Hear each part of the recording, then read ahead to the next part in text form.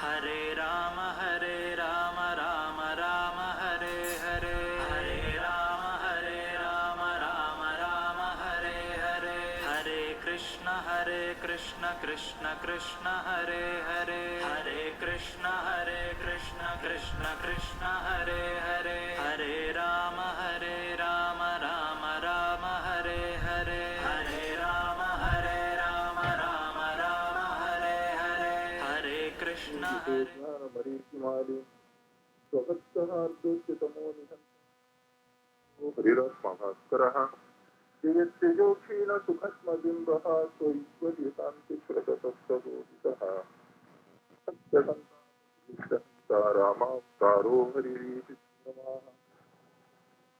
सत्यसन्तोरुबलाम्बुपूरो रत्नाकरणो वैभवः सदा नदीभिराप्तकृष्णावतारो हरिदेशसागरः जयति हरिः अचिन्त्यः सर्वदेवैकवन्द्यः परमगुरुरभीष्टावाप्यदस्सज्जनानां गणार्णो नित्यनिर्मुक्तदोषः सरति जनयनोऽसौ श्रीपतिर्मानवाय भुवनाय श्रीशाय गुणराशये हृद्याय शुद्धविद्याय भवति यदनुभावादेडमूकोऽपि वाग्मे जडमजिरजायते प्राज्ञमौ सकलवती मम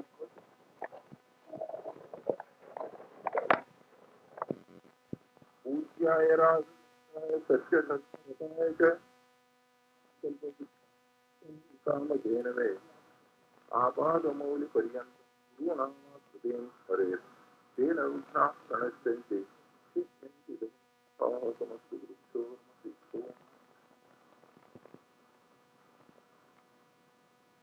यं हीन व्यपयन्ते ते पुरुषं पुरुषर्षभ समदुःखसुखं क्षीरं सोऽमृतत्वाय कल्पते नासतो विद्यते भावो नाभावो विद्यते सतः उभयोरपि दृष्टोऽन्त्वस्त्वनयोस्तत्त्वदर्शिभिः।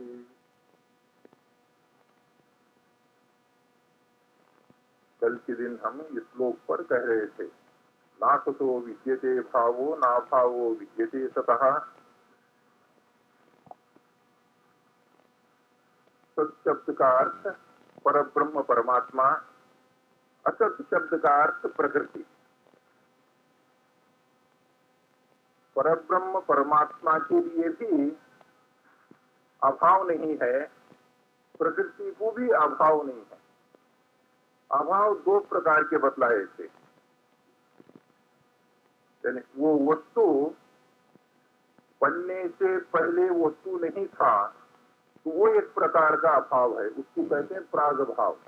अब जैसा कि कुम्हार जो है मट्टी से घड़ा बनाता है तो वो घड़े बनने से पहले वो घड़ा नहीं था, तो उसको कहते हैं प्राग भाव। प्राग यानी पहले, उसके बनने से पहले उसका अभाव है न होना, उसका पहले अभाव था। तो ऐसा अभाव जो है भगवान के लिए नहीं है, भगवान पहले भी है। दूसरा अभाव है वो वस्तु नाश होने के बाद में कुम्हार ने मिट्टी से घड़ा बनाया था, घड़े को हमने कोई मूसल से मारकर उसको तोड़ के नाश कर देते हैं, तब वो घड़ा नहीं है दिखती। उसको कहते हैं प्रध्वंसाभाव, यानी ध्वंस हो गया, नाश हो गया। नाश होने के बाद में वो वस्तु नहीं है, तो वैसा अभाव जो है भगवान को नहीं है। यानी भगवान जो है नाश हो जाएगा, उसके बाद भगवान नहीं है, ऐसा नहीं होगा।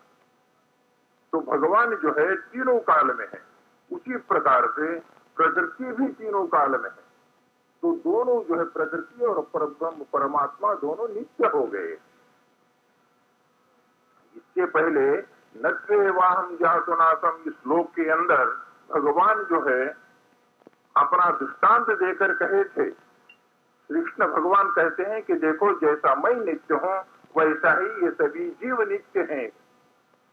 वहां पर कृष्ण भगवान को कई ऐसे हैं जो भगवान नहीं मानते, इसलिए यहाँ पर इस शब्द के अंदर परब्रह्म परमात्मा का दृष्टांत देकर बतलाए हैं यहाँ। कल हम ये अर्थ इतना बतलाए थे। आज जो इसका दूसरा अर्थ है, यानी इसी श्लोक का कई अर्थ होते हैं, यानी गीता के कई अर्थ हैं। कोई ये नहीं समझना चाहिए, कोई एक अर्थ बताते हैं, दूसरे अगर अन्य कोई अर्थ बताएंगे वो अर्थ नहीं है करके नहीं, जितने भी अर्थ हो सकते हैं उतने अर्थ बतला सकते हैं, किंतु वो अर्थ जो है शास्त्र के विरुद्ध नहीं होना चाहिए। कितना भी अर्थ बताइए, मगर वो अर्थ जो है पूर्वापर, यानी पहले जितने श्लोक आए हैं या उत्तर उसके बाद में जितने श्लोक आते हैं उनको विरोध नहीं होना चाहिए। वो अर्थ जो है। अब दूसरा अर्थ क्या है देखिए, ना सतो विद्यते भावो ना भावो विद्यते सतः। यहाँ पर सत और असत, भाव और अभाव, इनका क्या अर्थ करते हैं? सत शब्द का अर्थ है सत्कर्म। आप कहेंगे क्यों? सत शब्द के लिए अब तक तो आपने परब्रह्म परमात्मा का अर्थ किए, इस समय में आप जो है सत्कर्म का अर्थ करते हैं, इसका क्या प्रमाण है? उसके लिए हमने उपनिषद का प्रमाण दिए थे। सदैव सौम्यमग्र आसीत, यानी सत शब्द के लिए सृष्टि के आदि में परब्रह्म परमात्मा एक थे, तो सत शब्द जो है परब्रह्म परमात्मा में प्रयोग किया गया है। यहाँ पर सत शब्द जो है सत्कर्म है। प्रशस्ते कर्मणि तथा सत शब्द पार्थ युज्यते, यानी गीता के अंदर ही श्री कृष्ण भगवान सत शब्द का अर्थ कर रहे हैं। प्रशस्ते कर्मणि, यानी सत्कर्म में सत शब्द का प्रयोग होता है। तो सत शब्द का अर्थ जो है सत्कर्म है, असत का अर्थ उसका विरुद्ध है, दुष्ट कर्म है। भाव का अर्थ मंगलकर है, शुभकर है, सुख है। अभाव का अर्थ इसके विरुद्ध है, यानी अमंगल है, दुख है, शुभ नहीं है। तो इसका अर्थ क्या हो गया देखिए, यहाँ पर सत्य माने सत्कर्म हुआ था, असत्य माने दुष्ट कर्म है। सत्कर्म के लिए अभाव नहीं है, यानी दुख नहीं है। भाव के माने सुख था, अभाव के माने दुख है। तो सत के लिए अभाव नहीं है कहने से क्या तात्पर्य हुआ? सत्कर्म के लिए दुख नहीं है, असत कर्म के लिए सुख नहीं है। जो सत्कर्म करते हैं उनको कभी भी दुख नहीं होगा, जो दुष्कर्म करते हैं उनको कभी भी सुख नहीं होगा। ये अर्जुन से श्री कृष्ण भगवान कहते हैं। तो फिर अर्जुन ये प्रश्न कहाँ किया है? कोई प्रश्न के उत्तर में भगवान को कहना चाहिए। अर्जुन ये शंका किए हैं, युद्ध जो है नरक के कारण बनता है करके। नरक में दुख होगा, नरक का कारण क्यों बनता है? युद्ध में दूसरों को मारना पड़ता है, मारने के लिए क्रोध आना चाहिए। क्रोध जो है नरक का द्वार है कहते हैं। तो इसीलिए युद्ध करने से मुझे नरक होगा, नरक में दुख होगा। युद्ध करने से दुख होता है इसलिए युद्ध नहीं करता हूं कहे थे, उसका उत्तर दे रहे हैं। यानी सामान्य रूप से, यानी इन जनरल जो है उसका उत्तर है ये। सत्कर्म से दुख नहीं है, दुष्ट कर्म से सुख नहीं है कहे।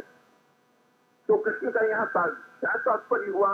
युद्ध जो है सत्कर्म है इसलिए तुमको दुख नहीं होता है। युद्ध से दुख होता है, युद्ध से नरक होगा, नरक के अंदर दुख होगा, इसलिए मैं युद्ध नहीं करता हूं कहते थे। तो उत्तर क्या होना चाहिए था कि आपको दुख नहीं होना चाहिए, यही उत्तर है। तो यहाँ क्या उत्तर दिए? सत्कर्म करने से दुख नहीं है कहे। तो युद्ध सत्कर्म हो गया। यहाँ युद्ध जो है सत्कर्म है इसलिए तुम्हें उससे दुख नहीं होगा। अब हम संसार में देखते हैं, यानी ये जो है भगवान ने एक नेम बना दिए, सत्कर्म से किसी को दुख नहीं है, दुष्ट कर्म से किसी को सुख नहीं है। हम संसार में क्या देखते हैं, देखिए यहाँ पर जो सत्कर्म करने वाले हैं क्या वो सभी सुखी से हैं? जो दुष्कर्म करते हैं वो सभी जो है क्या सुख से हैं? यानी देखने में जो है ज्यादा से ज्यादा लोग जो सत्कर्म करते हैं वो दुखी हैं। सत्कर्म क्या अर्थ है? अपने वर्णाश्रमोचित कर्मानुष्ठान भगवत प्रीत्यर्थ के लिए करना ही सत्कर्म है। अन्य कोई कर्म करेंगे वो सत्कर्म नहीं कहलाएगा। अपने वर्ण के अनुसार, अपने आश्रम के अनुसार जो शास्त्र में कहा गया है वो कर्म जो है भगवत प्रीत्यर्थ के लिए करना चाहिए, वही सत्कर्म है। कोई भी एक वर्ण का, जैसा कि वर्ण कहते हैं ब्राह्मण क्षत्रिय वैश्य शूद्र रहेंगे, ये 4 वर्ण हैं, 4 आश्रम हैं, ब्रह्मचारी गृहस्थ वानप्रस्थ और संन्यास। तो जो जिस वर्ण में है, जो जिस आश्रम में है, उस वर्ण उस आश्रम के लिए जो उचित कर्म है उस उचित कर्म को भगवत प्रीत्यर्थ के लिए फलेच्छा रहित होकर, फल की इच्छा न करते हुए वो कर्म करके भगवान को अर्पण करते हैं, वो सत्कर्म कहलाता है। यहाँ पर ऐसी जब हम देखते हैं जो कोई के सदाचारी है, सद्धर्माचरण कर रहा है, अपने वर्णाश्रमोचित कर्मानुष्ठान करके है, वो जो है दरिद्र है, उसको पेट भर के अन्न नहीं है, तन भर कपड़ा नहीं है, दुखी है घर के अंदर। जो के अधर्म कर रहा है, अपने वर्ण आश्रम को तो दूर रख दीजिए, उल्टा और जो है अधर्म करते जा रहा है। मद्य मांस का सेवन करता है, भ्रष्टाचार है, दुराचारी है, व्यभिचारी है, नरम नरम गद्दी पर सोता है, गरम गरम खाना खाता है, बड़े सुख से है, खूब रिश्वत लेता है, सुख से है। जब हम संसार के अंदर इस चीज को देखते हैं तो क्या किसी का यह मन होगा कि हम जो है सद्धर्माचरण करें? नहीं होगा।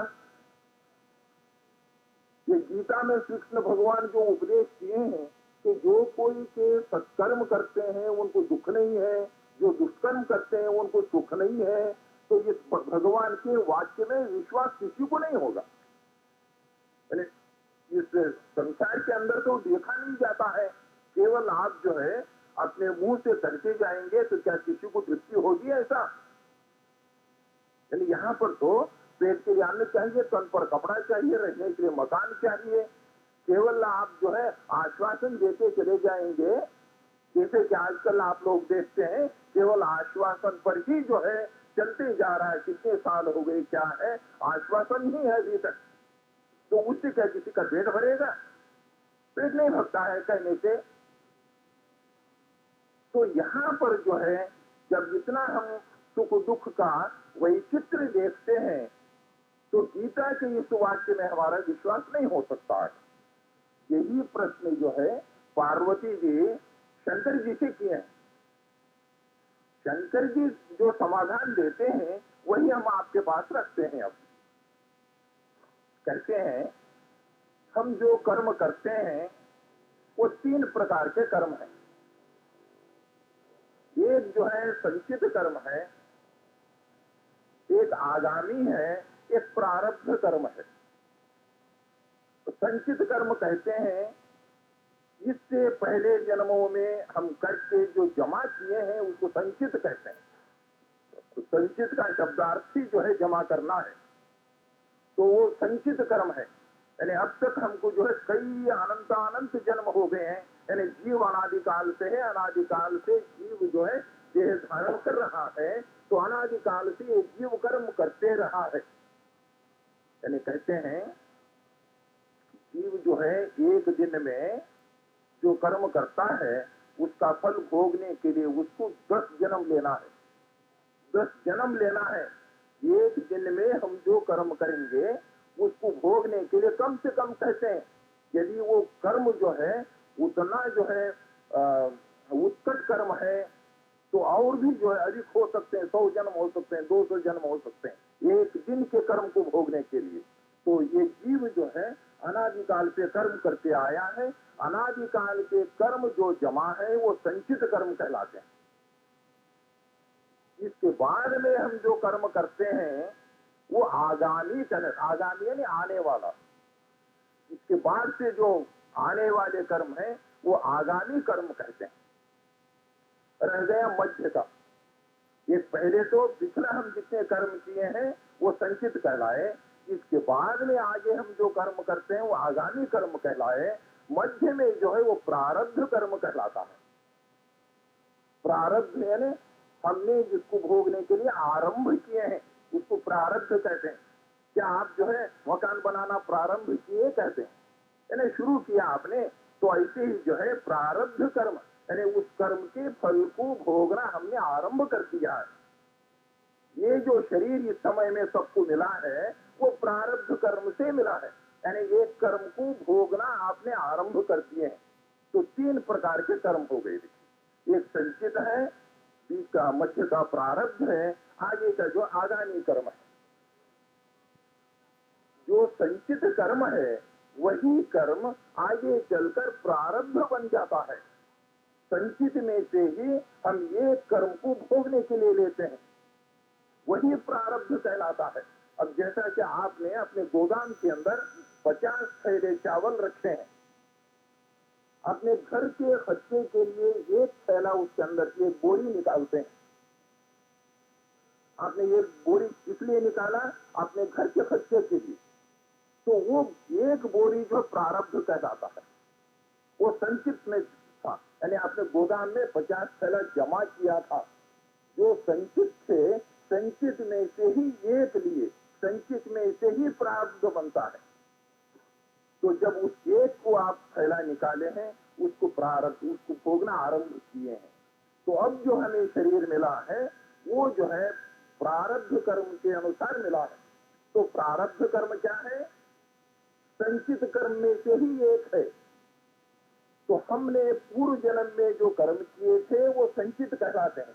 उसी संचित में से एक कर्म के फल भोगने के लिए हमने ये शरीर लिया है। इस शरीर से जो कर्म हम भोगते हैं वो कर्म हम कब किए हैं? इससे पहले जन्म में किए हैं। तो पहले जन्म में किए हुए कर्म का फल हमने इस जन्म में भोग रहे हैं।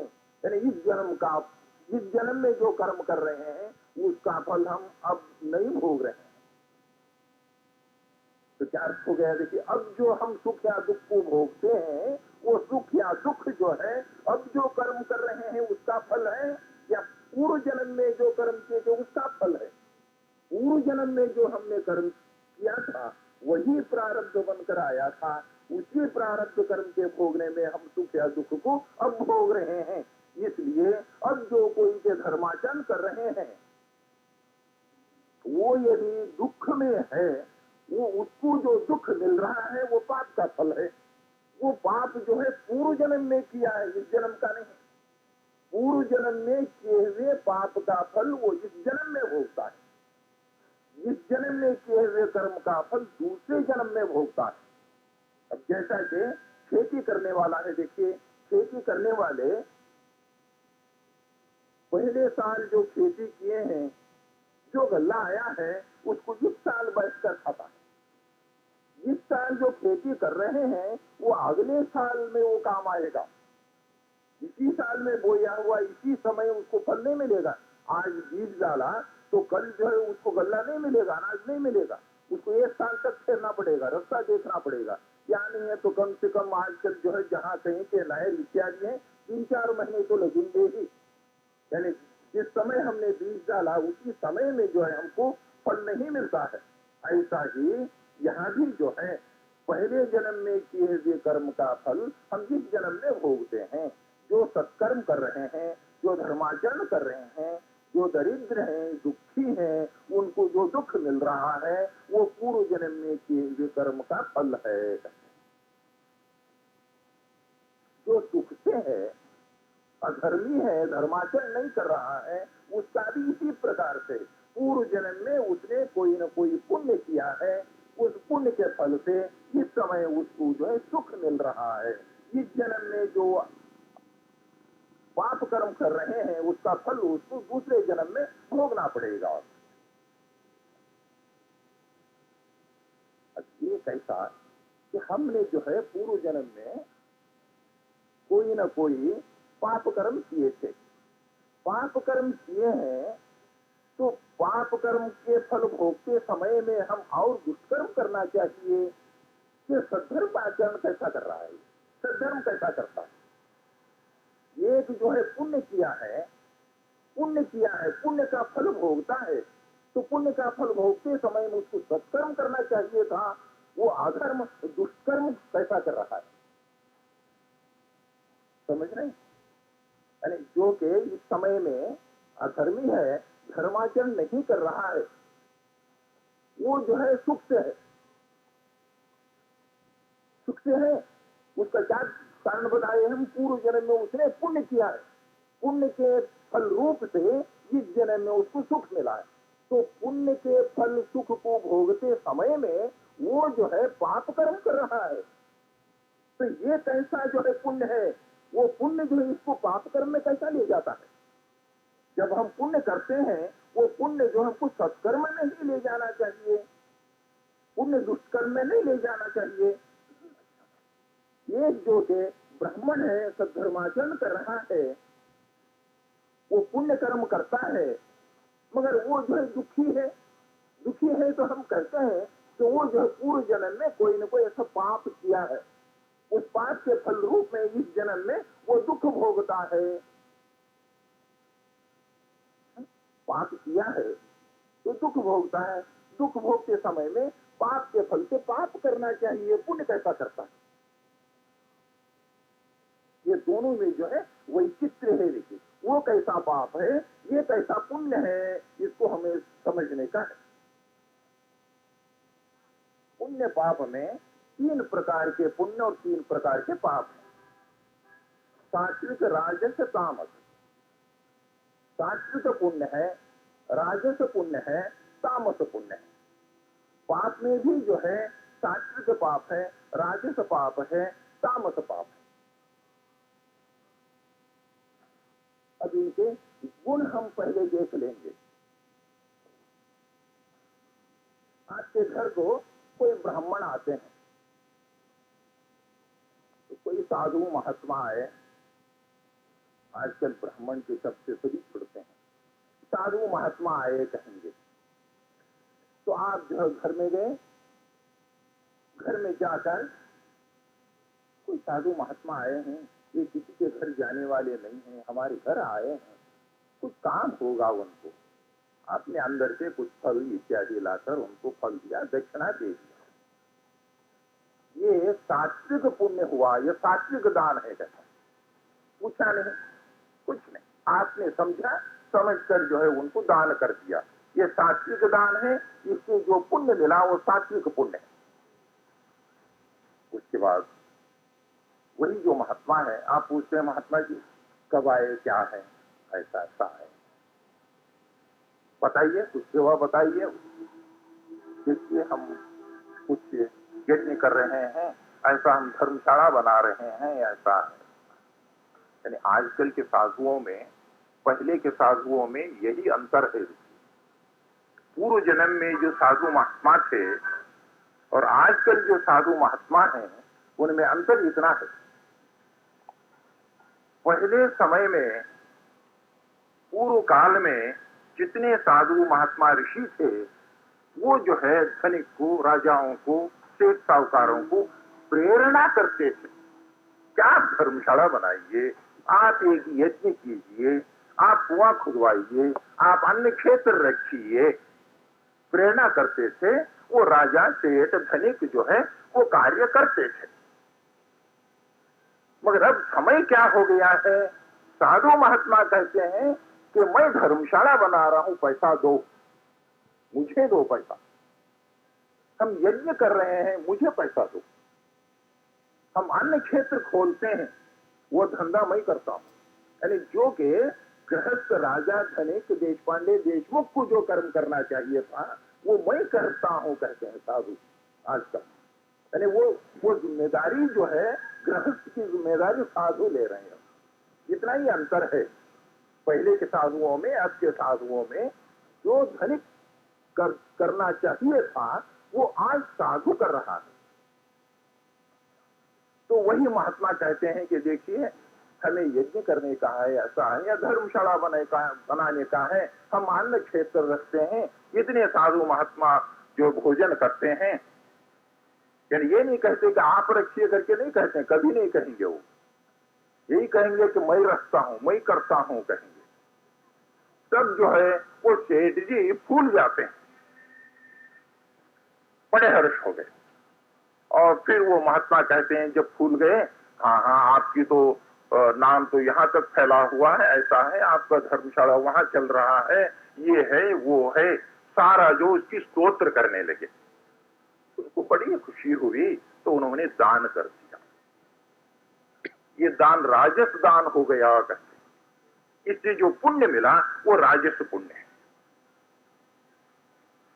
फिर वही महात्मा है, अच्छा महात्मा जी, अब तो मुझे कचहरी जाना है, आप कल आइए। ठीक है, कल गया। नहीं, अब मीटिंग में जाने का है, आप ऐसे समय पर आए, हमें मीटिंग में जाने का है, आप शाम में आइए। ठीक है, फिर शाम में गया। ये तो क्लब का टाइम है, अब जा रहा हूं मैं, क्लब में मीटिंग है, वहां पार्टी है हमारी। यानी ऐसे लोगों का दान ले रहा है महात्मा। देखिए, पार्टी है, वहां है, मुझे जाने का है। अच्छा, गया। फिर सुबह में शेख जी जो उठने से पहले ही आकर दरवाजे पे बैठ गया। क्या है, बार बार आ रहे हो, खर्चा दिए हो क्या, पीछे पड़े हो, ले जाओ, बोले। दे दिया। ये दान तामस दान हो गया। इससे जो पुण्य मिला वो तामस पुण्य है। तीन हो गए, देखिए, सात्विक पुण्य, राजस पुण्य और तामस पुण्य। अब इनके क्या गुण हैं देखिए। सात्विक पुण्य जो है वो सात्विक होने के कारण सात्विक पुण्य के फल भोगते समय में वो और पुण्य कराएगा, दान धर्म कराएगा। राजस पुण्य जो है क्या है, वो भोग कर समाप्त कर देगा। न पुण्य है न पाप है, कुछ भी नहीं। क्या है, ऐसे जो है कोई महात्मा यहाँ आए थे, हम तो सम्मेलन कर रहे हैं, बोले बड़े महात्मा आए हैं, उनको तो अध्यक्ष बनाओ, बोले। अच्छा, वो महात्मा आए, बड़े बड़े हार डाले, तालियां बजाए, सब कुछ कर दिए, वो पुण्य भस्म हो गया। न पुण्य किया न पाप किया, भोग कर समाप्त कर देता है वो।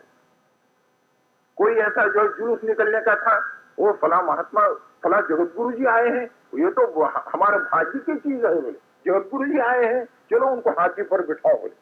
यानी हाथी पर बिठाए, जगत गुरु जी का जुलूस निकला। न पुण्य न पाप, जगत गुरु जी को जो है वही आनंद। यानी उस राजस पुण्य का फल भोग कर समाप्त करता है, भोगते समय में पुण्य पाप को नहीं कमाता है। अब जो है तामस है, जो तामस पुण्य है, जो सेठ जी ने उसको अवहेलन करके, उसकी बेइज्जती करके दान किया था, देखिए, पुण्य है, वो तामस है।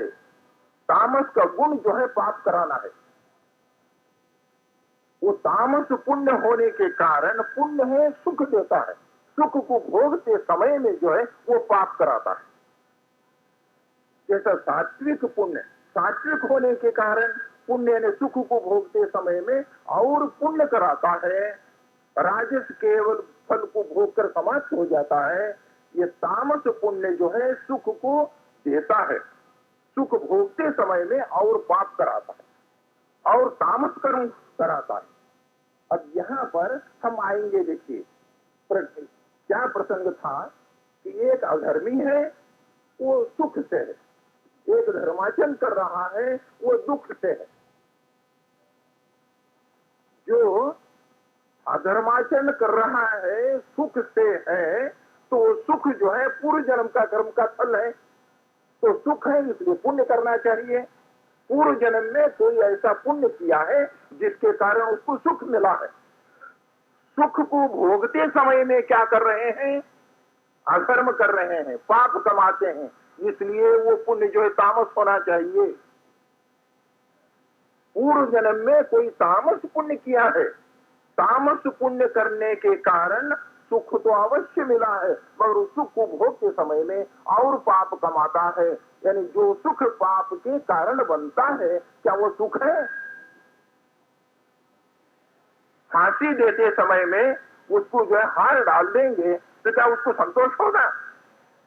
यानी वो सुख जो कि आगे चलकर उसको नरक में डालने वाला है, महान दुख देने वाला है, उसको क्या हम कहेंगे कि ये सुख है?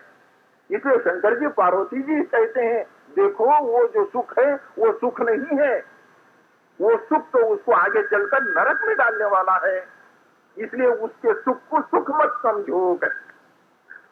अच्छा, अब इधर आते हैं, देखिए, यानी इसका तो निर्णय हो गया, ये जो कि अधर्म है, भ्रष्टाचार है, खूब रिश्वत ले रहा है, आराम से बंगला बनाया, यानी एयर कंडीशन कर लिया है, कार रखा है, बड़े सुख से पड़ा हुआ है, उसका क्या है सुख? वो सुख नहीं, वो सुख जो है आगे चलकर उसको नरक में डालने वाला है। अब जो धर्माचरण कर रहे हैं दुखी है, देखिए, दरिद्र है, अन्न नहीं, तन पर कपड़ा नहीं है, मकान नहीं है, तो वो क्या किया है? दुख भोगता है, इसलिए वो पाप होना चाहिए। पाप का ही फल दुख है। वो कौन सा पाप है? देखिए, उसको मैं, ये जितना कि मैं कह रहा हूं, ये विष्णु रहस्य करके एक ग्रंथ है, इसको वेद व्यास जी लिखे हैं, जैसे कि पुराण लिखे हैं, ऐसे ही विष्णु रहस्य भी उन्हीं का लिखा हुआ ग्रंथ है।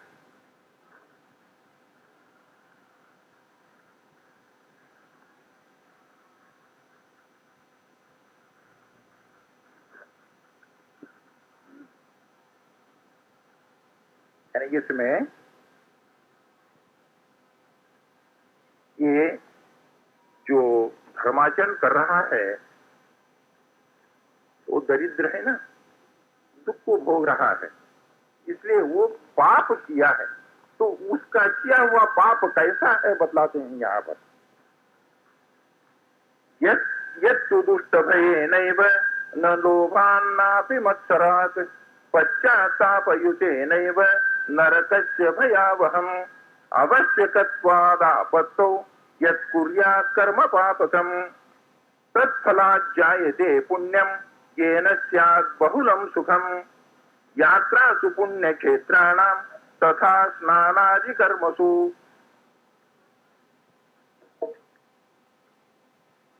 चोरव्याघ्र विमोष्णादेः यद्दुःखं प्राप्यते हि तत् महापुण्यस्य जनकं तत्पापं सात्विकं तथा। यानी वो पाप जो है सात्विक पाप है कहे। तो वो क्या पाप है? देखिए, यत्तु दुष्ट भये नैव, कोई जो है रास्ते में डाकू पकड़ लेता है, चलो ऐसा करो, ये करो नहीं तो मारता हूं, उस समय में आप वो पाप कर्म कर देते हैं। यत्तु दुष्ट भये नैव न लोभान्नापि मत्सरात्, जो आप दुष्कर्म कर रहे हैं लोभ से नहीं, मत्सर से नहीं, किसी पर जो है द्वेष से या अपने स्वार्थ से वो दुष्कर्म आप नहीं कर रहे हैं, किसी के भय से कर रहे हैं। पश्चात्तापयुतेनैव नरकस्य भयावहम्, आपको पश्चाताप हो रहा है, ये क्या है, मेरे से ये दुष्कर्म करा रहे हैं, मुझे नरक होगा, नरक का भय भी है आपको, उस कर्म करते समय में आपको पश्चाताप भी हो रहा। आवश्यकत्वादापत्तौ, आपत्ति आ गई है, क्या कर सकते हैं, उसके बिना बच नहीं सकते हैं, अवश्य उसको करना ही है। आवश्यकत्वादापत्तौ यत्कुर्यात् कर्म पापकम्, पाप कर्म कर बैठते हैं आप। तत्फलात् जायते पुण्यम येन स्यात् बहुलं सुखम, यानी उस कर्म से तत्फलात् जायते पुण्यम, उससे पुण्य होता है कहते हैं। येन स्यात् बहुलं सुखम, उससे जो अनंत सुख होगा आपको। अच्छा, वो पाप तो किए हैं, वो पाप जो है आपको दुख देता है ना, कैसा दुख देता है देखिए। यात्रा सुपुण्य क्षेत्राणाम, आप जो तीर्थ यात्रा को जा रहे हैं, तथा स्नानादि कर्मसु, आप माघ स्नान के लिए यहाँ आए हैं, चोर व्याघ्र मोष्णादे है, आप जो तीर्थ यात्रा के लिए जा रहे हैं, चोर लोग आते हैं, शेर चीते इत्यादि आते हैं, उससे भय हो जाता है आपको, वो जो है उस पाप का फल है। भय जो उत्पन्न हो रहा है, आप तीर्थ यात्रा के लिए जा रहे हैं, वहां पर जो है बहुत बड़ा सर्प आ गया, या शेर जो है सिंघाड़ने लगा, कुछ चीता सामने आ गया, ऐसे जो है जंगली जानवर आ जाते हैं, आपको भय उत्पन्न होता है। सुमोष्णादे है, अब देखिए यही माघ स्नान के लिए आए हैं, यहाँ पर ठिठरते हुए बैठे हैं, ये दुख है, यानी वो पाप जो है ऐसा दुख देता है। सत्संग कर रहे हैं, ठिठर रहे हैं, माघ स्नान करते हैं 3 बजे उठकर जाकर, इतना कोहर पड़ा हुआ है कि आपको रास्ता भी नहीं दिखाई पड़ता है, बराबर स्नान के लिए जा रहे, दुख दे रहा है वो। चोर व्याघ्र मोष्णादे है, यद दुखम प्राप्यते हि तत् महापुण्य से जनकम, वो जो दुख दे रहा है क्या कर रहा है, महापुण्य से जनकम, महान पुण्य को जो है उत्पन्न कर रहा है। महापुण्य से जनकम तत्पापम सात्विकम तथा, यानी वो पाप जो है सात्विक है। ये जो है धर्माचरण कर रहा है इस समय में, वो सात्विक पाप किया है। सात्विक पाप करने के कारण इस जन्म में वो दरिद्र हुआ है बेचारा, मगर उस दुख को भोगते समय में, यानी उस दारिद्र्य को भोगते समय में क्या कर रहा है, पुण्य कमा रहा है, अनंत सुख के कारण बनता है। यानी वो जो धर्माचरण कर रहा है, आगे चलकर उसको मोक्ष मिलेगा, मोक्ष में जो सुख है वो अनंत सुख है, अच्छे सुख है, वो सुख समाप्त होगा ही नहीं कहते। यानी जो मोक्ष को चला जाता है वो फिर कभी जो संसार में लौटता नहीं है। लौटता नहीं है कहने का ये तात्पर्य नहीं है कि वो संसार में आता ही नहीं करके नहीं, संसार में आएगा तो हम जैसे देह को धारण नहीं करता है, इस समय में जो है यहाँ पर माघ मेला में कई मुक्त जीव जो है, जो मोक्ष को चले गए, यहाँ पर विहार करते होंगे। वो लोग जो है यहाँ पर आकर देखते हैं, यानी विहार करते चले जाते हैं। जैसे कि राजा को कोई सुख की कमी है, वो जो है सैर के लिए निकलता है। अच्छा, प्राइम मिनिस्टर कहाँ गए हैं, कश्मीर गए, काहे के लिए, सैर के लिए, सैर के लिए गए हैं, कोई और काम नहीं। तो ऐसे ही जो है ये मुक्त जीव जो है, मुक्त जीव, उनको मोक्ष में आनंद तो है ही है, उसके साथ साथ जो है कहीं भी वो विहार करते रहते हैं। वो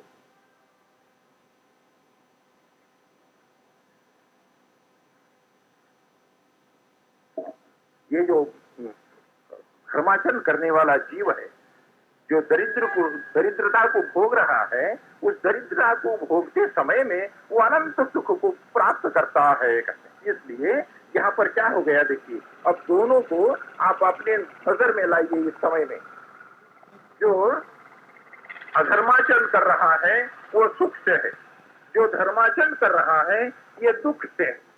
तो इसका सुख सुख है, इसका दुख दुख है क्या, यानी इस दृष्टि से देखने का है। अब यानी हमको तो इतना ज्ञान हो गया, यानी वो पूर्व जन्म में क्या कर्म किया है, ये पूर्व जन्म में क्या कर्म किए, जो अधर्मी होकर सुख भोग रहा है वो पूर्व जन्म में क्या कर्म किया है, जो के प्रचंड करते हुए दुख से है, ये पूर्व जन्म में क्या कर्म किया है अभी पता चल गया।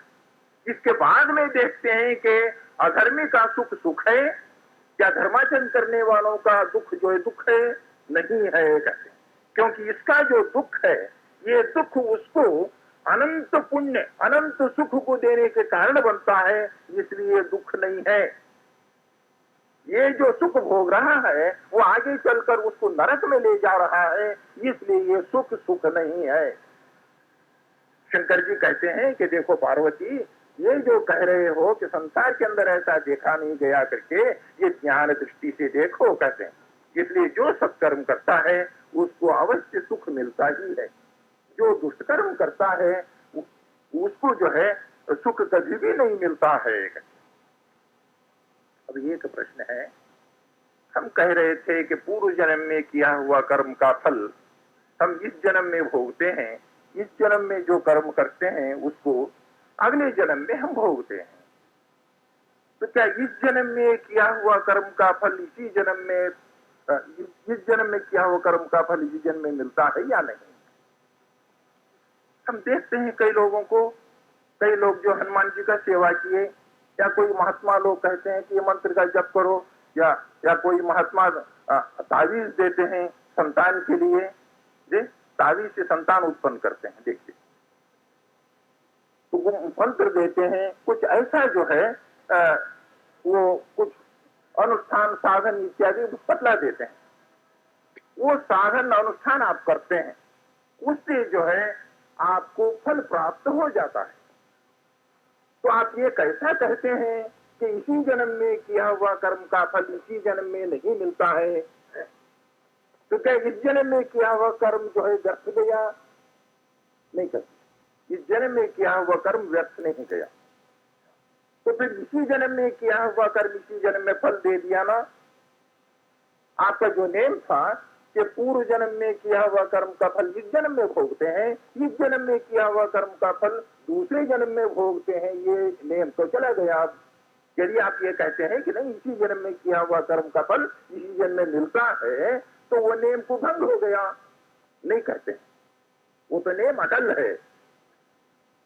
तो फिर इसको कैसा समझाएंगे आप, जिस जन्म में किए हुए कर्म का फल हमको मिला है? कारण में दो कारण है, एक मुख्य कारण है, एक सहकारी कारण है। मुख्य कारण हो तो ही सहकारी कारण कुछ काम कर सकता है, मुख्य कारण नहीं है तो सहकारी कुछ नहीं कर सकता है। यहाँ पर मुख्य कारण जो है पूर्व जन्म का कर्म है। सहकारी कारण क्या है? इस जन्म में जो हम किए हैं वो सहकारी कारण है। मुख्य कर्म के लिए सहकारी कारण जो है सहायता देता है, उसको सहायता देने से ही वो मुख्य कारण ही फल देता है। अब जैसा कि हमने पूर्व जन्म में कोई ऐसा कर्म किए हैं जिसका फल हमको इस जन्म में मिलने का है, वो फल मिलने के लिए सिद्ध है, किंतु हमारा एक पाप जो है प्रतिबंधक है। पाप जो हम किए हैं उसको फल देने में रुकावट डाल रहा है। उस समय में हम कोई सत्कर्म करते हैं, इस जन्म में सत्कर्म करने से वो सत्कर्म जो है सहायता करता है, सहकारी है। किसके लिए? जो प्रतिबंधक है उसको हटा देता है। पूर्व जन्म का कर्म, पूर्व जन्म में किए हुए कर्म का फल इस जन्म में जो मिलना चाहिए था, उस पर जो रुकावट डाल रहा है पाप, उस पाप को इस जन्म का सत्कर्म यानी उससे जन्य जो पुण्य है वो पुण्य उसको हटा देता है। वो हटते ही पूर्व जन्म का कर्म ही फल दे देता है। अब जैसे कि पानी बह रहा है, बहते समय में सामने एक पत्थर आड़ आ गया, तो आपको पानी के बहने में क्या करने का है? पत्थर निकालना है। पानी को वहां उछाल उछाल कर फेंकना नहीं है आपको, पत्थर निकाला, पानी स्वयं बहने लगा। तो पूर्व जन्म का कर्म जो परिपक्व होकर फल देने के लिए वो तैयार था, हमारे एक पाप जो उसको प्रतिबंधक था, वो प्रतिबंधक के कारण वो फल नहीं दे रहा था।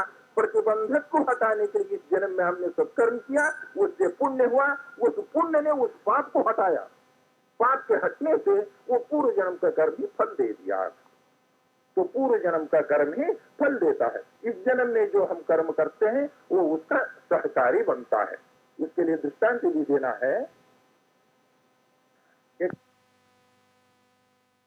आते ही वो पकने लगता है। देखिए, हवा चलती है, हवा चलते ही एक आम जो है गिर पड़ा। तो क्यों गिरा हुआ आम? क्या हवा चलने से गिरा है या पकने से गिरा? हवा चलने से ही गिरा है कहते हैं।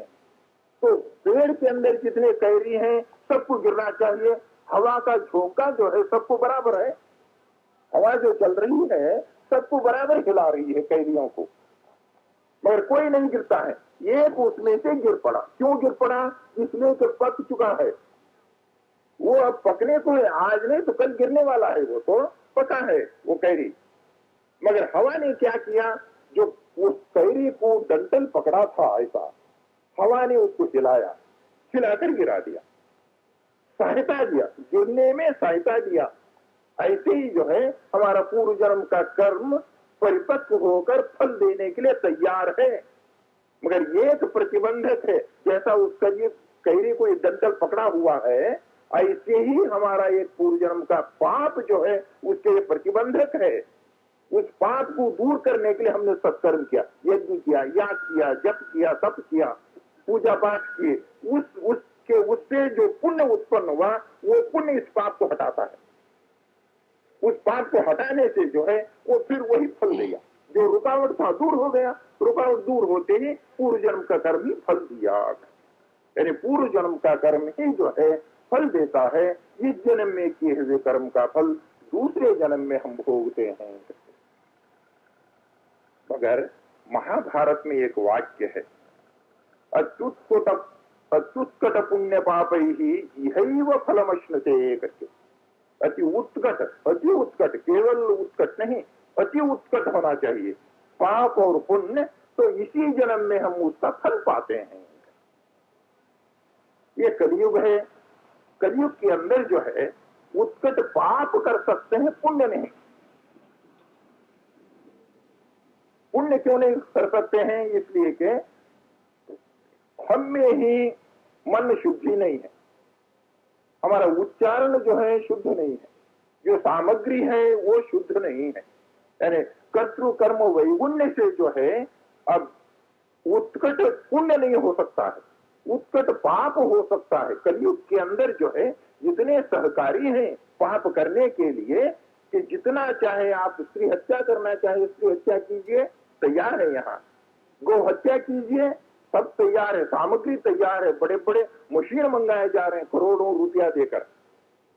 यानी गौ हत्या कर आप इस समय में कर सकते हैं, आप स्त्री हत्या कर सकते हैं, ब्रह्म हत्या कर सकते हैं आप। यानी ऐसे ऐसे जो है महापातक आप कर सकते हैं। भ्रूण हत्या है, भ्रूण हत्या कहते हैं गर्भपात, तैयार है, डंडोरा पीटते फिरते हैं, आओ आओ भ्रूण हत्या करते हैं, आओ करके।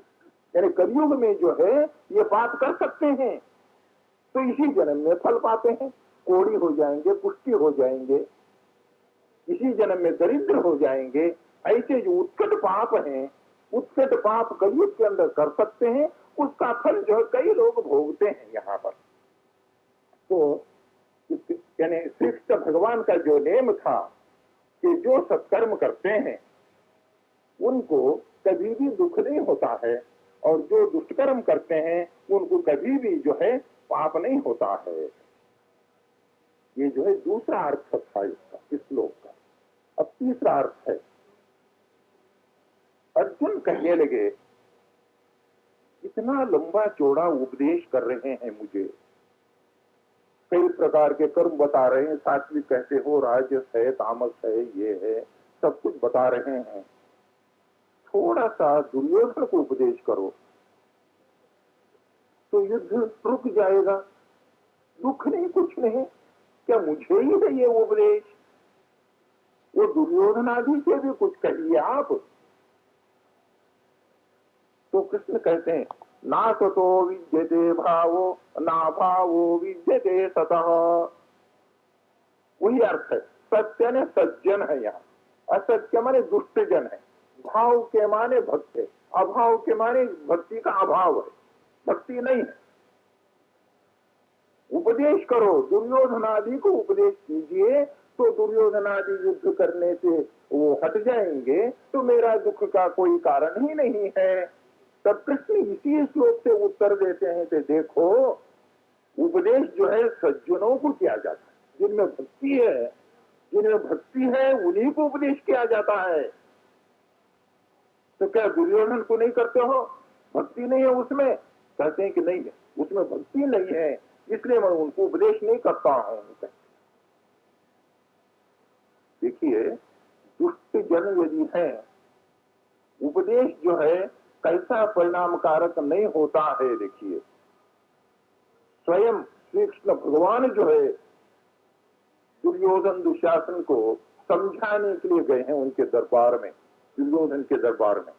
कहते हैं कि देखो वो पांडव जो है 5 हैं, कुछ मत दो, यानी उनको आधा राज्य नहीं देते हो, कम से कम 5 गांव दे दो, बेचारे जो है अपना पेट पाल कर रह जाएंगे। बहुत देर तक समझाते हैं।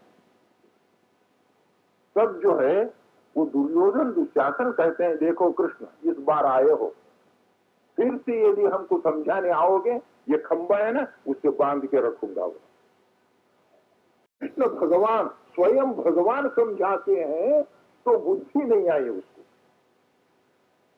तो बताइए हम जैसे लोग समझाएंगे तो कोई समझेगा नहीं समझे। इसीलिए कृष्ण भगवान कहते हैं जिनमें भक्ति है उनको मैं उपदेश करता हूं। दुर्योधन आदि में जो है भक्ति नहीं है, वो दुष्ट जन है, वो दुष्ट जीव है, मैं उनको उपदेश नहीं करता हूं। 3 अर्थ। चौथा अर्थ है कृष्ण आप तो साक्षात भगवान हो, आपको तो अचिंत्य शक्ति है, प्रगति तो घटना शक्ति है, आपको जो नहीं होना चाहिए वो भी आप कर सकते हैं। तो दुर्योधन आदि दुष्ट जीव है ना, तामस जीव है वो, तो उनको जो है सजीव बनाओ। जो तामस जीव है उसको जो है सात्विक जीव बनाओ। आपको तो उतना शक्ति है, सात्विक जीव बन जाएगा तो सात्विक जीव में भक्ति तो होती ही है, तो भक्ति होगी, उसके बाद उपदेश करो। कहते ना सतो विद्यते भावो ना भावो विद्यते सतः। भगवान कहते हैं इसी से। आप जो कहते हो कि तामस जीव को जो है सात्विक जीव बनाओ करके, कृष्ण कहते हैं अर्जुन मैं जो सृष्टि करता हूं वो कैसे सृष्टि करता हूं तुम जानते हो? जो सूक्ष्म रूप में है उसी को मैं विकास करता हूं। भगवान जो सृष्टि करते हैं जो सूक्ष्म रूप में है उसी को विकास करते हैं। जो वस्तु सूक्ष्म रूप से भी नहीं है, वो है ही नहीं, उसकी सृष्टि भगवान नहीं करते। इतनी जगत की जो भगवान सृष्टि करते हैं, ये जगत जो है सूक्ष्म रूप से प्रकृति में है, सूक्ष्म रूप प्रकृति है, उसी प्रकृति को भगवान जो है विकास करके स्थूल रूप में लाते हैं। यानी सूक्ष्म जो प्रकृति है, जब महाप्रलय में ये सारा जगत जो है जब प्रलय हो जाएगा तो सब जो है प्रकृति में मिल जाता है। वो प्रकृति जो है सूक्ष्म रूप ले लेती है, उस सूक्ष्म रूप को भगवान अपने उदर में रख लेते हैं। उसके बाद में जब सृष्टि करना है, भगवान अपने उदर में से वो सूक्ष्म प्रकृति को बाहर निकालते हैं। बाहर निकाल कर जो है वो उसको विकास करके उसी के स्थूल रूप ला देते हैं। यदि वो सूक्ष्म रूप में नहीं है तो भगवान सृष्टि नहीं करेंगे। जो सूक्ष्म रूप से प्रकृति है उसी से ही भगवान सृष्टि करते हैं। इसी को दृष्टांत देकर कहते हैं अथर्वणोपनिषद के अंदर यथोर्णनाभिसृजते गृह्णते च। पूर्णनाभि कहते मकड़ी को। जिस प्रकार से कि मकड़ी अपने जाल बनाता है, सृजते गृह्णते च, पहले तो अपने जाल की सृष्टि करता है, उसके बाद फिर जो है उसको जाल को अपने पेट में रख लेता है। मकड़ी जो है जाल बना रहा है, फर्ज कर लीजिए आप उसको नीचे गिरा दीजिए, वो तार के पास नीचे आएगा, ऊपर जाता है तो तार को निगलते जाएगा, तार को अपने पेट में रख लेते हैं, फिर ऊपर जाएगा वो। तो जिस प्रकार से कि मकड़ी अपने पेट के अंदर से वो तंतु निकाल कर जाल बनाता है, उसी प्रकार से भगवान भी अपने पेट से सूक्ष्म प्रकृति को निकालते हैं। निकाल कर जैसा वो जाल बनाता है वैसे भगवान भी जो सृष्टि रचाते हैं। जब वो मकड़ी जो है सारे जाल को फिर से खा जाता है, ऐसे ही भगवान जो है सारी सृष्टि को फिर से सूक्ष्म रूप में लाकर अपने पेट में रख लेते हैं। उपनिषद समझाता है सृष्टि जो, यानी सृष्टि करने के लिए भगवान को मूल प्रकृति चाहिए सूक्ष्म रूप में। प्रकृति हो तो सृष्टि करेंगे, नहीं करेंगे। तो यहाँ पर कहते हैं ना सतो विद्यते भावो ना भावो विद्यते सतः, जो वस्तु है ही नहीं, उसकी अस्तित्व ही नहीं है, ऐसी सृष्टि मैं नहीं करता हूँ। जो सूक्ष्म रूप में है उसकी सृष्टि मैं करता हूँ। तो इसका क्या अर्थ हो गया? दुष्ट जीवों में जो है भक्ति सूक्ष्म रूप से है ही नहीं, भक्ति कहां से उत्पन्न करूंगा? भक्ति उत्पन्न करने के लिए वहां सूक्ष्म रूप से होना चाहिए। सूक्ष्म रूप से हो तो भगवान उसको विकास करेंगे, इतना ही काम है भगवान का। इसी को जो है ये जीव की सृष्टि को ही उसी अथर्वण उपनिषद के अंदर ही दूसरे वाक्य से कहते हैं। टाइम बहुत तो नहीं हुआ। यथो ननाभिसृहते गृह्णते च यथा पृथिव्याम घोषधया संभवन्ति, यानी जिस प्रकार से के पृथ्वी से औषधि उत्पन्न होते हैं वैसे ही जीव की सृष्टि है कहते। धरती से औषधि उत्पन्न होते हैं वैसी जीव की सृष्टि है। इसके कहने के क्या तात्पर्य है? भगवान जीव की जो सृष्टि करते हैं, जैसा कि भूमि से वनस्पति उत्पन्न होते हैं, जो बीज डालोगे उसी का तो अंकुर निकलेगा, उसी का तो फल मिलेगा।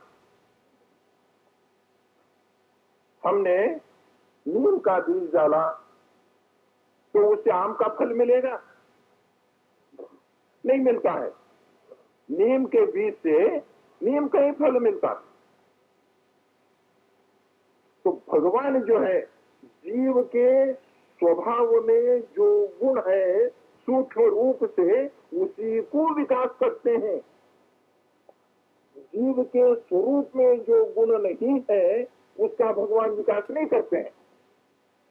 जीवों में भी 3 प्रकार के जीव हैं, उत्तम जीव, मध्यम जीव, अधम जीव, या यूं कहिए सात्विक जीव, राजस जीव, तामस जीव। ये जीव के स्वरूप में ही है, यानी जैसा बीज में गुण है उसी प्रकार से जीव में भी एक गुण है, स्वरूपभूत गुण है। यहाँ पर आप कहेंगे कि क्यों ये भगवान जो है इतना वैषम्य क्यों करते हैं? जो सात्विक जीव है उसी से जो है सत्कर्म कराते जाते हैं, जो तामस जीव है उससे दुष्कर्म कराते हुए उसको जो है नित्य नरक में डालते हैं, सात्विक जीव से सत्कर्म कराते हुए उसको जो मोक्ष देते हैं।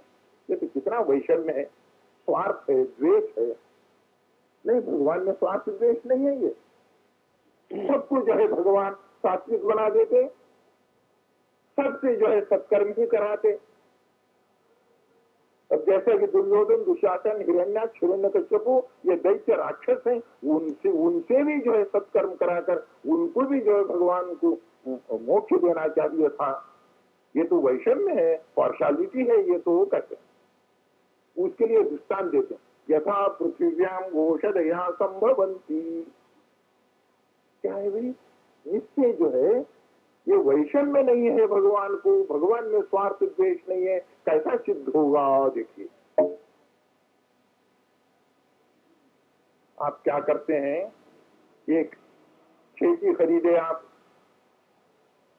आपने उसमें पंप सेट लगाया, कुआं खुदवाया, नौकर रखे, बीज दे दिया आपने, साग सब्जी फल फूल इत्यादि के, वो जो है जाकर माली को रखे, आपने नौकर रखे, वो आपके बगीचे के अंदर सारा बीज डाल दिया, आपने उनको खाद दिया, सब कुछ दिया। 3-4 महीने के बाद जो है आप सोचे कि देखो हमने इतना पैसा लगाए हैं, इतना पैसा लगाकर हमने बाग बगीचा किए हैं, अब देखेंगे कैसा हुआ है। तो सेठ जी बगीचे में गए, गन्ना मिला, गन्ना खाए, मीठा था।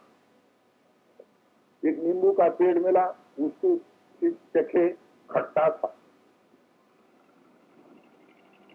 वहां पर जो है करेला मिला, उसको चखा, कड़वा मिला। क्रोध आया सेठ जी को, हमने हजारों का रुपया इसके अंदर खपाया, गन्ने को उसने मीठा कर दिया, नींबू को खट्टा कर दिया, करेला को कड़वा कर दिया। बुलाओ माली को।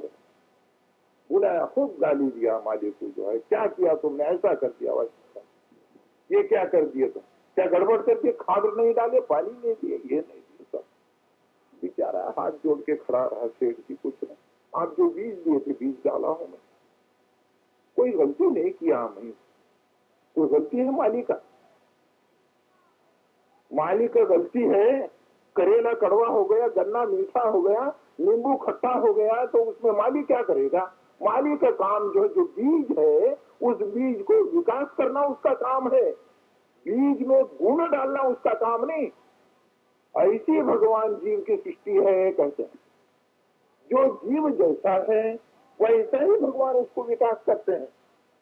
यदि उसके अंदर सात्विक गुण है, यानी जीव और जीव के स्वरूपभूत गुण एक ही है, यानी जीव अलग नहीं, उसका गुण अलग नहीं। शक्कर से गुड़िया बनाएंगे तो गुड़िया अलग नहीं, शक्कर अलग नहीं। दूध में सफेदी है, दूध अलग नहीं, उसका सफेदी नहीं। सूर्य में प्रकाश है, सूर्य अलग नहीं, सूर्य का प्रकाश अलग नहीं, एक ही है।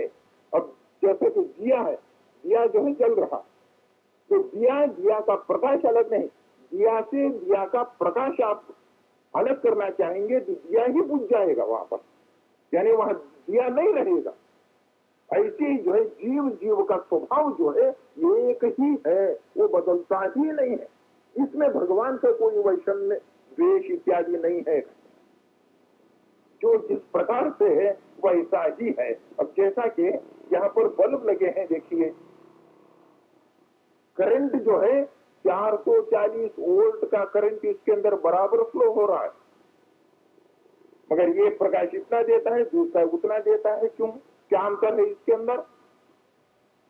बल्ब के कैंडल पावर में, करंट में नहीं। हमने जाकर जो है वो पावर हाउस के फोरमन को अगर हम डांटने लगेंगे कि देखो हमारे घर के अंदर जो एक बल्ब तो थोड़ा सा प्रकाश दे रहा है, एक ज्यादा प्रकाश दे रहा, तुम यहाँ करंट पे गड़बड़ कर रहे हो, कहेगा कि नहीं वो स्विच तो डाल दियो, सारा पावर रन हो रहा है, कहे वो आकर देखेगा तो वो कहेगा ये बल्ब तो 5 कैंडल का है, ये तो 500 का है, कहेगा। ऐसी ही जो है जीवों की योग्यताएं हैं, भिन्न भिन्न जीव है, भिन्न भिन्न योग्यताएं। यानी आप जगत के अंदर ये वैचित्र को देखिए, कितना वैचित्र है। कोई बुद्धिशाली है, कोई मूर्ख है, कोई पागल है, कोई धनी है, कोई दरिद्र है। क्या कारण है इसके लिए? यदि अब फर्ज कर लीजिए सभी जीव जो है एक सा है, उनकी योग्यता में कोई जो है कमी बेशी नहीं है, सबकी योग्यता जो है एक सा ही है कहते। योग्यता जब एक सा है तो वो जीव जो है एक सा ही कर्म करेगा ना। जो योग्यता इस जीव की है, जो योग्यता इस जीव की है, दोनों एक ही कर्म करते जाएंगे। पहले जन्म में एक ही कर्म किए, पहले जन्म में जैसे कर्म किए दूसरे जन्म में किए, ऐसे जो बराबर करते आएंगे तो इस समय में भी हम सभी मिलकर एक सा ही कर्म करना चाहिए था। अगर सबकी जीवों की योग्यता एक सा होता, एक सा नहीं है, क्योंकि हमारा कर्म देखिए कितना वैचित्र कर्म है। वो जो है योग्यता अनुसार है कर्म, जीवों की योग्यता जो है मूलभूत है, उस योग्यता को क्यों नहीं बदलते हैं? यही है, यानी अर्जुन का यही प्रश्न था, भगवान आपको तो अचिंत्य शक्ति है, अचिंत्य शक्ति है, जो तामस जीव है उसको सात्विक बना दो। सात्विक जब बनाएंगे तब जो है उसमें जो भक्ति होगी, भक्ति जब होगी तब उपदेश करो, उपदेश करने के बाद आपकी बात सुन लेंगे, युद्ध जो है रुक जाएगा, मेरा दुख का कारण नहीं रहेगा। ये तो प्रश्न था, उसका उत्तर देते हैं कि नहीं, जीव की योग्यता बदल नहीं सकती है। क्यों? वो योग्यता जीव का स्वरूपभूत है। अब जैसा कि आपके पास वही जो 5 कैंडल पावर का बल्ब था, उसको आपने फैक्ट्री में ले जाकर देते हैं कि देखिए इस 5 कैंडल पावर बल्ब को आपने 500 कैंडल पावर का बल्ब बना दोगे। वो कहते हैं कि देखिए इसको हमको तोड़ फोड़ना पड़ेगा, इसके अंदर दूसरा मसाला हम भरेंगे, मसाला भरकर जो है इसको हम जो है 500 कैंडल पावर का बल्ब बनाकर आपको देंगे, मगर आप 5 कैंडल पावर का बल्ब नहीं पूछ रहा, उसको हम तोड़ देते हैं, वो तो नाश हो जाएगा। दूसरा जो है हम उसी में दूसरे सामान डालकर उसको 500 कैंडल पावर का बल्ब बना देंगे, तब आपको 5 कैंडल पावर का बल्ब नहीं मिलेगा कहते है। वैसे ही यदि हम ये कहेंगे कि जो तामस जीव है उसको सात्विक बनाओ, तो तामस जीव को नाश करना पड़ेगा। वहां क्या जीव नाश होता है? जीव नाश नहीं होता, इसलिए जो है उसकी योग्यता बदलती नहीं। जीवों की जो योग्यता है वही योग्यता उसकी रहेगी। इसीलिए कहते हैं कि वो जो दुर्योधन है वो दुष्ट जीव है, उसकी योग्यता तामस योग्यता है, उसमें भक्ति उत्पन्न नहीं कर सकते हैं हम, क्योंकि सूक्ष्म रूप से उसमें भक्ति नहीं है। सूक्ष्म रूप से भक्ति होती तो हम जो है उसका विकास कर सकते थे। जैसा कि माली ने जो है बीज में जो गुण था वो गुण जो है सूक्ष्म रूप में है, बीज में गुण सूक्ष्म रूप से है, सूक्ष्म रूप से जो गुण है उसी को माली ने जल देकर खाद देकर उसका विकास किया। ऐसे ही जो है यदि सूक्ष्म रूप से किसी जीव में सात्विक योग्यता होती तो भगवान जो है वहां पर भक्ति भी सात्विक होती, उसको विकास करते थे, मगर ऐसा नहीं है। ना सतो विद्यते भावो ना भावो विद्यते सतः। इसलिए जो है कोई भी भगवान में वैषम्य का, स्वार्थ का या द्वेष का जो है शंका नहीं करना चाहिए। भगवान जो है इसको ब्रह्म सूत्र में निर्णय करते हैं, ओम वैषम्य भिन्न सापेक्षत्वात् तथा ही दर्शयति। ओम यानी ब्रह्म सूत्र में संपुटाकार आगे पीछे ओंकार होता है। ओम वैषम्य नैर्भिण्य न, वैषम्य नैर्भिण्य यानी स्वार्थ द्वेष नहीं है कहते, वैषम्य नैर्भिण्य न। तो फिर क्यों है ऐसा? कई जीवों से जो अनेक प्रकार के कर्म कराते हैं, किसी सत्कर्म किसी दुष्ट कर्म, सापेक्षत्वात् कहते हैं। सापेक्षा है, किसकी सापेक्षा है? कर्म की। पूर्व जन्म में वो जो कर्म किया है उसके अनुसार भगवान जो है अब कर्म कराते हैं, इसलिए भगवान में स्वार्थ या द्वेष नहीं है। अच्छा, पूर्व जन्म में हम जो कर्म किए थे उसके अनुसार इस जन्म में कर्म कराते, तो फिर पूर्व जन्म का कर्म उससे पूर्व, उससे पूर्व, उससे पूर्व, ऐसी चले चले चले सृष्टि के आदि में जाकर ठहर गए। तो फिर वहां क्या है? अभी तो इस जीव को स्थूल शरीर मिला ही नहीं है, वो तो लिंग शरीर सूक्ष्म शरीर से है जीव। तो वहां पर जीव जो है मानसिक कर्म करता है। जब तक स्थूल देह नहीं मिला है पंचभौतिक ये, उस समय में जीव जो है लिंग शरीर और सूक्ष्म शरीर में रहता है। यानी इस समय हम जितने जीव जो है सृष्टि में आए हैं, अब जितने कहीं पृथ्वी पर जीव, पृथ्वी में हो, नरक में हो, स्वर्ग में हो, यानी सारे ब्रह्मांड में जितने जीव हैं वो तो इस समय में सृष्टि में आए हैं। वो और भी जीव हैं जो सृष्टि में अभी नहीं आए हैं, वो सृष्टि में आने के लिए वो साधन कर रहे हैं। वो लोग तो लिंग देह और सूक्ष्म शरीर में है, तो लिंग देह सूक्ष्म शरीर में रहकर वो मानसिक कर्म कर रहे हैं। जब उनका मानसिक कर्म इतना हो जाएगा कि उनको स्थूल शरीर मिलने के लिए पर्याप्त है, उन जीवों को भगवान चुनते हैं। फिर जैसा कि ट्रेनिंग के लिए भेजते हैं, जो ट्रेनिंग जो है कंप्लीट करता है उनको अपॉइंटमेंट देते हैं। ऐसी जो जीव अब सृष्टि में नहीं आए हैं वो साधन कर रहे हैं। जिन जिन जीवों ने सृष्टि में आने के लिए जितना साधन चाहिए उतना साधन किए हैं, उन जीवों को भगवान चुनते हैं। चुनकर जो है फिर जब महाप्रलय होगा, दूसरी सृष्टि करेंगे, उस सृष्टि में उनको भेजते हैं। जैसा हम आए हैं वैसे दूसरे जीव आएंगे, फिर से हम ही नहीं आएंगे। यानी हमको तो किसी को जो मोक्ष होगा, किसी को नरक होगा, स्वर्ग होगा, जो कुछ होगा हो जाएगा।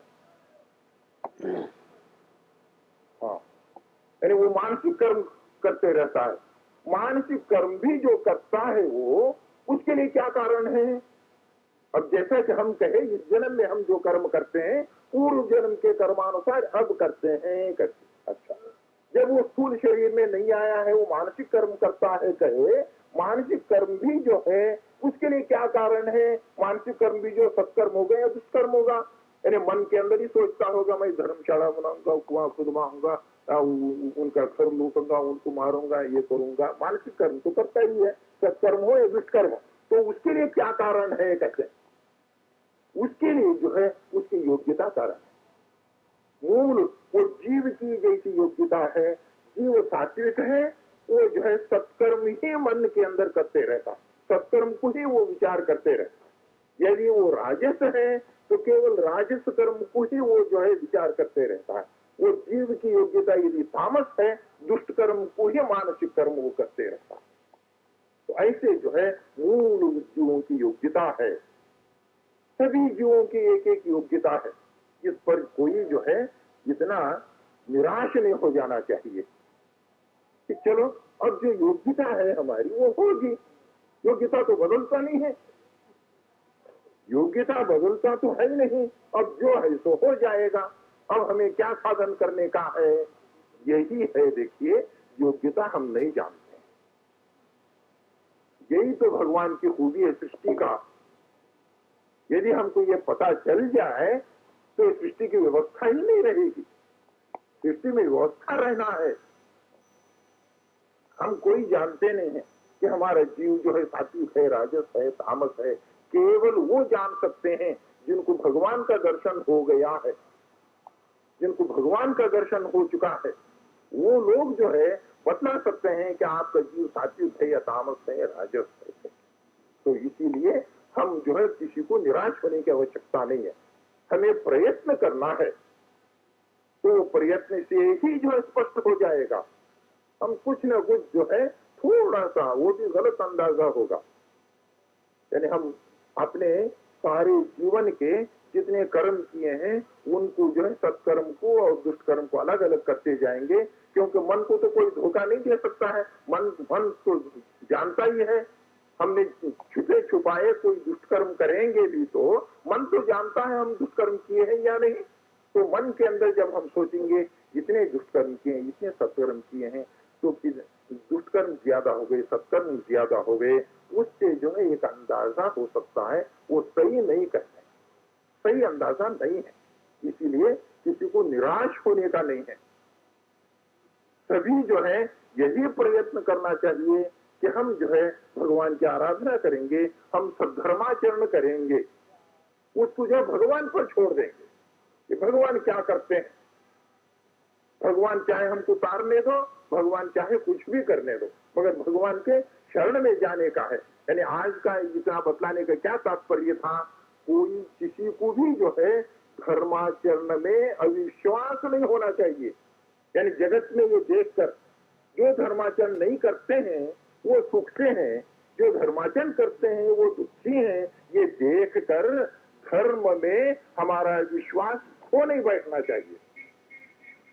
जब इतना ज्ञान, ये इतना समझाने का क्या करिए, क्यों इतना समझाते हैं कि धर्म में आपका विश्वास नहीं जाना चाहिए, विश्वास खो नहीं बैठना चाहिए, धर्म में आपका विश्वास होना चाहिए। इसीलिए तो हमने इतना समझाया। नहीं है तो केवल इतना ही कह दे सकते थे, देखिए सत्कर्म कीजिए, दान कीजिए, धर्म कीजिए, बस यही तो इसका तात्पर्य है। मगर केवल इतना ही कह देंगे। कई लोग कहते हैं इतना लंबा चौड़ा क्यों समझाते हो, एक सूत्र बता दो, राम राम राम राम राम राम का नाम लो। हाँ सही है, कहीं न कहीं हम भटक जाएंगे। कोई कहेंगे कि क्या राम राम कर रहे हो, क्या उपवास का व्रत कर रहे हो, बोले बेकार जो आत्मा को कष्ट दे रहे हो, ये मत करो। देखो वो कितना सुख से है। अरे खूब रिश्वत ले रहा है, खूब आराम से खा रहा पी रहा, आराम से तुम भी वैसी रहो, कहेगा ना वो। तो उस समय में आपको ये काम आएगा। हम जो इतना लंबा चौड़ा कहे हैं उस समय आपको काम आएगा। आगे आगे चलकर कोई भी जो है आपको कोई युक्ति से जो है आप कुमार्ग पर आपको नहीं ले जा सकेंगे। इसलिए इतना समझाना है। वो ज्ञान आवश्यक है। वो राम राम जो कहते हो, राम राम नाम कहने के लिए राम का महिमा का ज्ञान आवश्यक है। नहीं है तो केवल राम रहेगा। वो नाम का महिमा का ज्ञान हमको होना चाहिए। जितना ज्ञान पूर्वक हम कर्म करेंगे वो उतना ही अधिक फल मिलता है। सैचुरेटेड सोल्यूशन करते हैं। देखिए यानी ज्यादा से ज्यादा डालेंगे तो वैसे जो जितना ज्ञान अधिक होगा, जितना ज्ञान पूर्वक हम कर्म करेंगे उतना ही अधिक फल हमको मिलता है। इसलिए हम जितना समझाते हैं किसी को जो है धर्माचरण करने में कोई शंका नहीं होना चाहिए। संसार में देखकर कोई भटक नहीं जाना चाहिए कि हम भी दुष्ट मार्ग में ही चले जाएंगे। आजकल के युवक लोग यही करते हैं।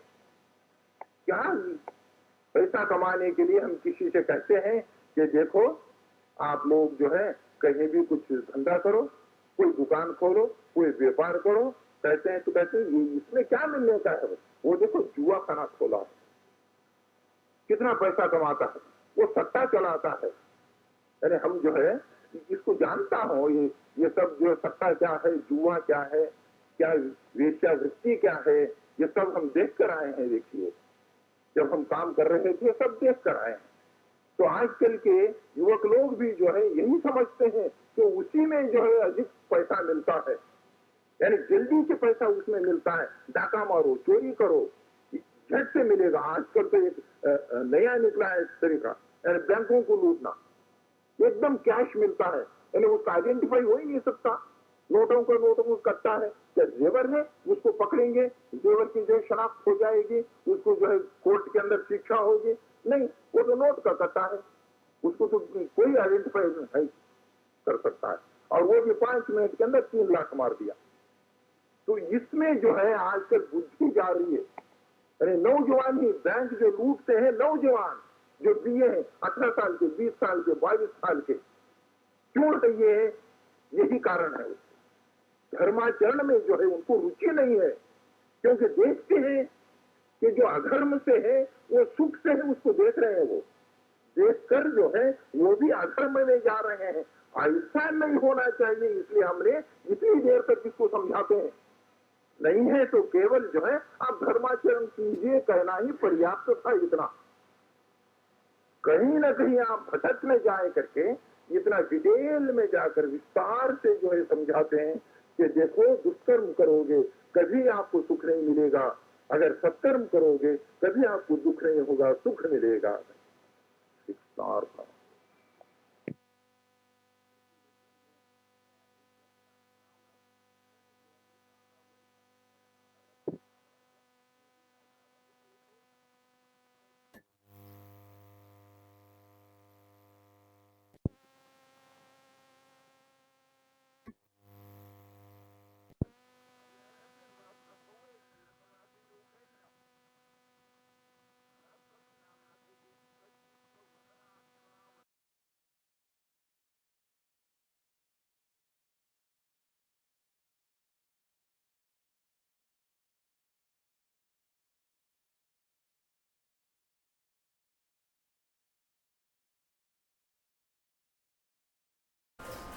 हरे राम राम राम हरे हरे, हरे राम राम राम हरे हरे, हरे कृष्ण कृष्ण कृष्ण हरे हरे, हरे कृष्ण कृष्ण कृष्ण हरे हरे, हरे राम राम राम हरे हरे, हरे राम राम हरे